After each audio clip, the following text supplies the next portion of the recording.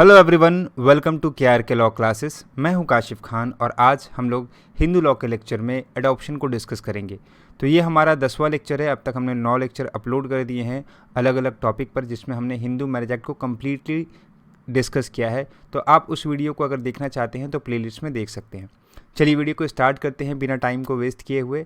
सबसे पहले बात करते हैं अडॉप्शन के बारे में। तो अडॉप्शन होता क्या है? तो अगर मॉडर्न सेंस में हम अडॉप्शन के डेफिनेशन को देखें तो इसका मतलब होता है ट्रांसप्लांटेशन ऑफ अ पर्सन, चाहे वो बॉय हो चाहे वो गर्ल हो, from the family in which he or she is born to another family where he or she is given by natural parent. तो बेसिकली अडॉप्शन का मतलब हमें यही होता है कि गोद लेना, आप दूसरे के बच्चे को जो है अपना बच्चा बनाते हो, ये एक अडॉप्शन होता है। तो जो भी लीगल प्रोसीजर फॉलो होता है उसको अडॉप्शन बेसिकली कहा जाता है लीगल सेंस में।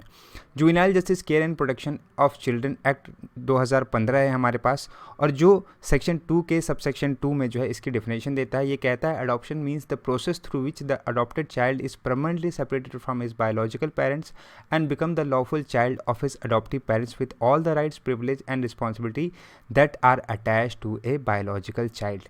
एक बायोलॉजिकल चाइल्ड से जितनी भी rights, privilege and responsibility attached होती हैं वो सारी वहाँ से सेपरेट हो जाती है। कहाँ से? उसके बायोलॉजिकल पेरेंट्स से। और किस में जाके समा जाती है? अगर हम बात करें या किस में जाकर ट्रांसफ़र हो जाती है, तो उसके अडॉप्टिव पेरेंट्स में ट्रांसफ़र हो जाती है। तो मतलब एक रिश्ता एक फैमिली से ख़त्म होता है और दूसरी फैमिली से उस बच्चे का जो है रिश्ता जुड़ जाता है। इसी प्रोसेस को अडॉप्शन कहा जाता है। अडॉप्शन की अगर हम बात करें तो Hindu adoption and maintenance act में इसमें माइनर की जो डेफिनेशन है इनको दो अलग अलग मतलब से रखा गया है। पहले माइनर की डेफिनेशन अगर हम देखें तो वो कहा जाता है कि माइनर वो पर्सन होगा जिसने एक एज जो है 18 ईयर की कंप्लीट ना की हो। तो लेकिन ये जो प्रोविज़न है माइनर का, या कह लें हम डेफिनेशन जो है माइनर का, वो सिर्फ और सिर्फ सेक्शन 7, 8 और 9 के ऊपर एप्लीकेबल होगा। मतलब कि जो अडॉप्शन में बच्चे को दे रहे हैं या जो अडॉप्शन में बच्चे को ले रहे हैं। जो माइनर है उसकी डेफिनेशन जो है सेक्शन 10 के अकॉर्डिंग अप्लाई होती है, जो कि 15 साल की बात करता है। अगर कस्टम एंड यूसेज अगर अलाउ नहीं करता है तो वहाँ पे 15 साल से ज़्यादा उम्र के बच्चे का अडॉप्शन नहीं हो सकता।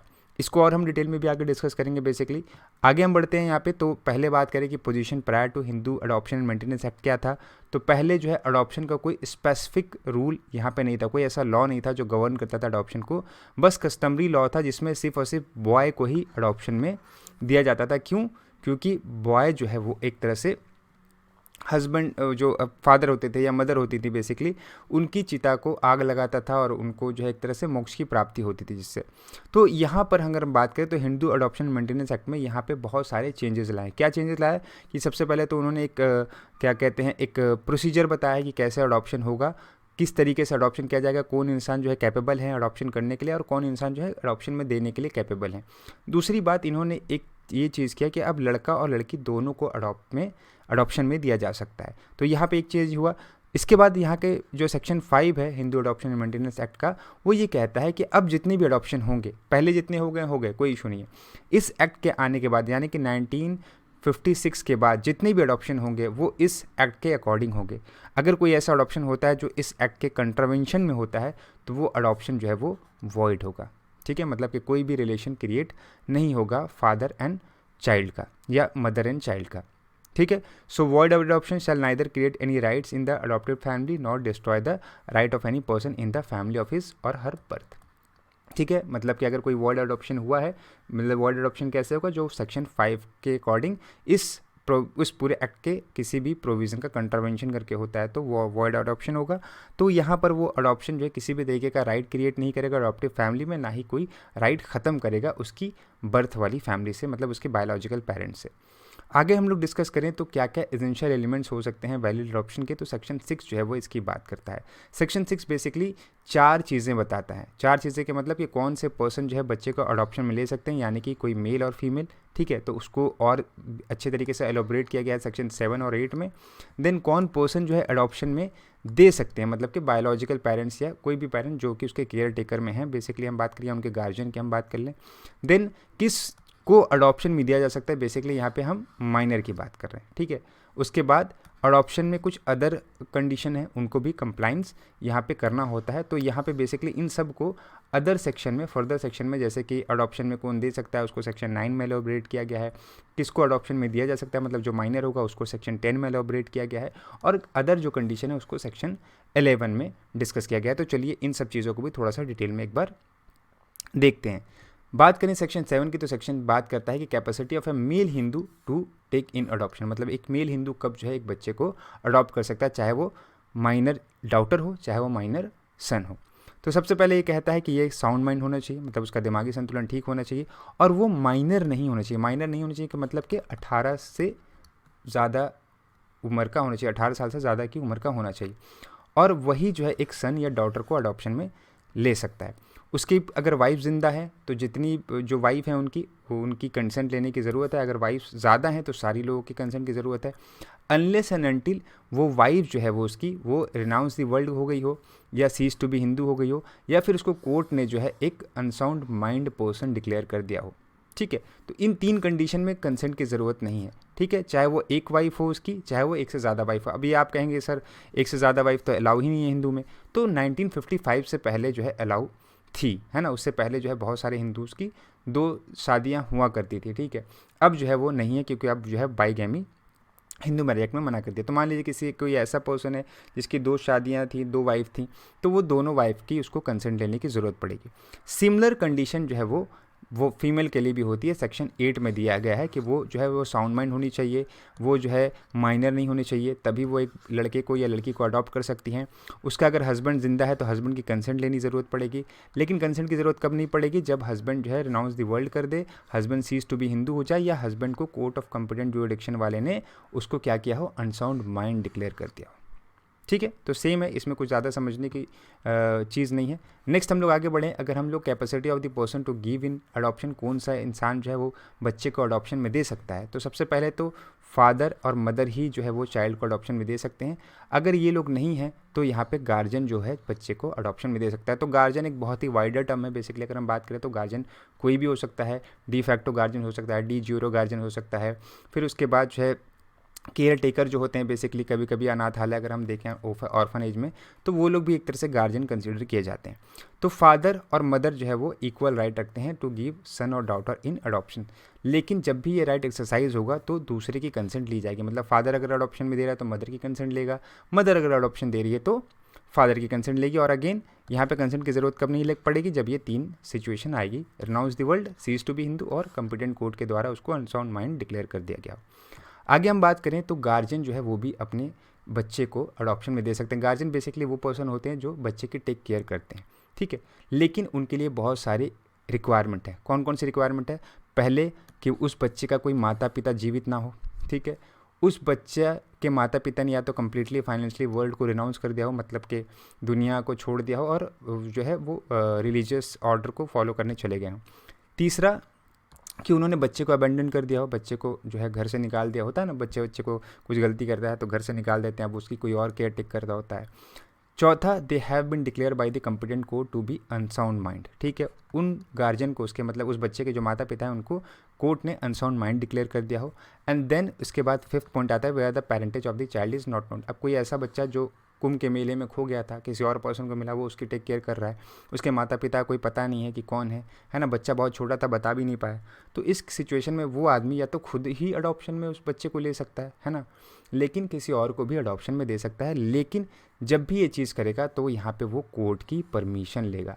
बिना कोर्ट की परमिशन से वो किसी को भी अडॉप्शन, इवन वो खुद को ही अडॉप्शन या बच्चे को नहीं ले सकता। वो गार्जियन रहेगा, लेकिन अगर उसको बच्चे का अडॉप्टेड पेरेंट बनना होगा, अडॉप्टेड फादर या मदर बनना होगा, तो उस केस में वो कोर्ट की यहाँ पे परमिशन लेगा। और कोर्ट परमिशन कब देगी?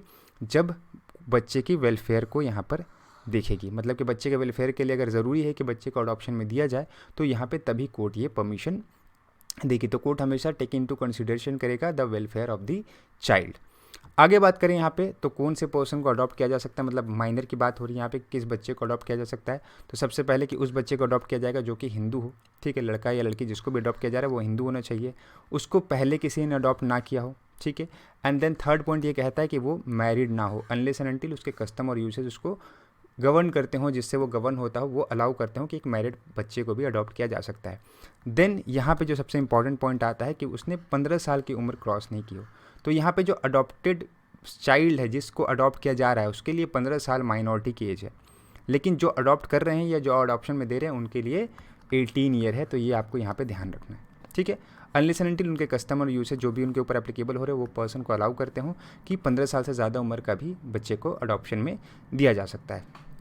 देन आगे हम बात करें कि अदर कंडीशन क्या क्या है। तो अदर कंडीशन कुछ ऐसी है कि अगर कोई भी पर्सन किसी सन को अडॉप्ट कर रहा है, किसी लड़के को अडॉप्ट कर रहा है, तो उसका कोई भी हिंदू सन नहीं होना चाहिए, सन सन सन नहीं होना चाहिए और सन सन नहीं होना, मतलब 3 जनरेशन बेसिकली सन की कैटेगरी में नहीं होनी चाहिए, आइदर बाई ब्लड और बाई अडॉप्शन, ठीक है। मतलब अगर इन तीनों जनरेशन में कहीं भी कोई सन जिंदा है तो वो अडॉप्शन में एक सन को नहीं ले सकता। अगर वो किसी डाउटर को अडॉप्ट कर रहा है तो अगेन उसकी या तो हिंदू डाउटर नहीं होनी चाहिए या कोई सन की डाउटर नहीं होनी चाहिए। अगर ये जीवित हैं तो फिर अगेन वो फादर और मदर जो है बच्चे को, उस डाउटर को बेसिकली अगर हम बात करें तो अडॉप्शन में नहीं ले सकती, और ये बाई ब्लड भी हो सकते हैं और बाई अडॉप्शन भी हो सकते हैं। थर्ड कंडीशन ये कहता है कि अगर कोई मेल जो है वो किसी फीमेल को अडॉप्ट कर रहा है तो उनके बीच में 21 साल का गैप होना चाहिए, ठीक है, क्योंकि ये रीज़न इसलिए रखा गया कि इस अडॉप्शन के जो प्रोसीजर है उसका मिसयूज़ ना हो सके, है ना। कि पता चला कि कोई 20 साल का लड़का है और वो उसने जो है क्या किया है कि 14 साल की लड़की को अडॉप्ट कर लिया, तो वो लोग बाप बेटी थोड़ी लगेंगे। तो ये भी है कि इस प्रोविज़न को मिसयूज़ ना किया जाए, इसलिए इस पॉइंट को यहाँ पे रखा गया। और सेम प्रोविज़न यहाँ पे फीमेल के लिए भी होता है कि अगर कोई फीमेल जो है वो मेल को अडॉप्ट करना चाहती है तो उसके बीच में 21 ईयर का गैप होना चाहिए। एक ही चाइल्ड को साइमल्टेनियसली 2 या 2 से ज़्यादा लोग अडॉप्ट नहीं कर सकते, कि मतलब ए ने भी अडॉप्ट कर लिया है बी को और यहाँ पे सी ने भी बी को अडॉप्ट कर लिया है, ठीक है, ये नहीं होना चाहिए। देन कोई भी चाइल्ड जब अडॉप्ट होगा तो उसमें एक्चुअल गिविंग एंड टेकिंग होना चाहिए, मतलब एक फैमिली से उसको निकाल के दूसरी फैमिली में उसको ट्रांसफ़र होना चाहिए बाय द पेरेंट्स या बाय द गार्जियन कंसर्न जो भी होंगे या जो भी अथॉरिटी के अंदर वो बच्चा होगा। ये ट्रांसफ़र होना बहुत ज़्यादा ज़रूरी है, मतलब उसके अडॉप्टिव उसकी जो बर्थ वाली फैमिली है और उसकी जो दूसरी फैमिली में जिसमें जा रहा है, अगर वो एबंडेंट चाइल्ड है तो जहाँ पे भी वो रह रहा है, जो भी प्लेस में वो रह रहा है, वहाँ से उसको जो अडॉप्टिव फैमिली है उसमें जाना ज़रूरी है। परफॉर्मेंस ऑफ दत्ता हुमा, जो जैसे कि एक होता था कि आग जलाया जाता था उसमें घी डाला जाता था, एक पूजा पाठ होती थी, ये अब ज़रूरी नहीं है। As per section 11 of the Hindu adoption and maintenance act ये अब ज़रूरी यहाँ पे नहीं है, सिर्फ एक्चुअल गिविंग एंड टेकिंग होना बहुत ज़रूरी है। कभी कभी एग्जाम में ये सवाल भी आपसे पूछ लिए जाते हैं कि दत्ता हुमा क्या एसेंशियल एलिमेंट्स हैं, तो दत्ता हुमा एसेंशियल एलिमेंट्स नहीं है। देन आगे हम बात करें सेक्शन 12 की, तो सेक्शन 12 जो है ये कहता है कि जो है इफ़ेक्ट क्या होगा अडॉप्शन का। तो सबसे पहला इफेक्ट तो यही होगा कि जो भी पुराने उसके रिश्ते हैं वो सारे ख़त्म हो जाएंगे और नए रिश्ते वो बन जाएंगे।